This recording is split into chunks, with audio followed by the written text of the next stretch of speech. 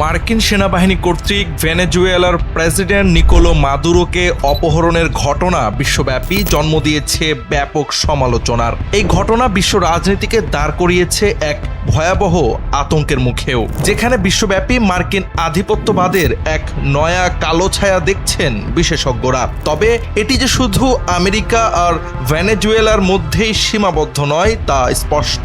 এতে নানামুখী বাস্তব ক্ষতির মধ্যে পড়েছে বিশ্বের একাধিক দেশ। পরমাণু শক্তি নির্ভর দেশ চীনও দাঁড়িয়েছে তেমনই এক বাস্তবতায়। রাজনৈতিক আদর্শের মিল ও যুক্তরাষ্ট্রের নেতৃত্বাধীন বিশ্ব ব্যবস্থার প্রতি দুজনেরই অনাস্থা চীন ও ভেনেজুয়েলার মধ্যে এক দৃঢ় বন্ধুত্ব স্থাপন করেছিল। RICL TMX, যুগের পর যুগ স্থাপনা থাকে মজবুত।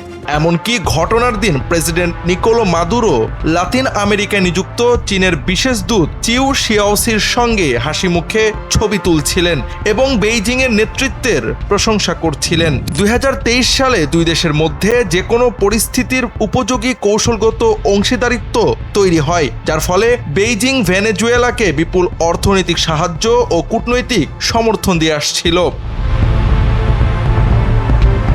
গত এক দশকে চীন ভেনেজুয়েলাকে $6,205 কোটি ঋণ দিয়েছে, যা দক্ষিণ আমেরিকায় দেওয়া মোট চীনা ঋণের অর্ধেক। তাছাড়া ভেনেজুয়েলার তেলের বড় অংশ যায় চীনে। পাশাপাশি অবকাঠামো খাতে চীনা কোম্পানির বিপুল বিনিয়োগ রয়েছে।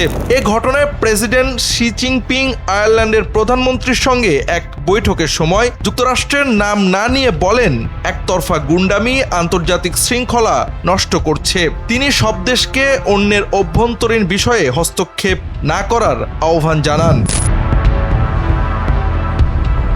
যদিও চীনের বিশেষজ্ঞরা বলছেন এই ঘটনায় চীনের তেল সরবরাহে তেমন প্রভাব ফেলবে না, তবে ট্রাম্প ইঙ্গিত দিয়েছেন চীন হয়তো তেল কেনা চালিয়ে যেতে পারবে। তবে ভেনেজুয়েলা থেকে যে ছাড় পেত সেই বিশাল ছাড় আর থাকবে না।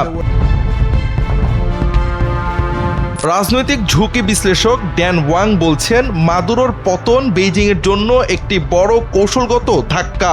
তবে ভেনেজুয়েলায় বিদ্যুৎ ও টেলিযোগাযোগের মতো গুরুত্বপূর্ণ খাতে চীনের যে বিশাল বিনিয়োগ রয়েছে, সেখান থেকে চীনা কোম্পানিগুলোকে সরানো যুক্তরাষ্ট্রের জন্য কঠিন হবে, কারণ তাতে ওই অঞ্চলে অস্থিরতা তৈরি হতে পারে। বেইজিং এখন হয়তো যুক্তরাষ্ট্রের সঙ্গে সরাসরি সংঘাতে না গিয়ে নিজেদের অর্থনৈতিক স্বার্থটুকু রক্ষার চেষ্টা করবে। জাওয়াদ আহমদ, NPB।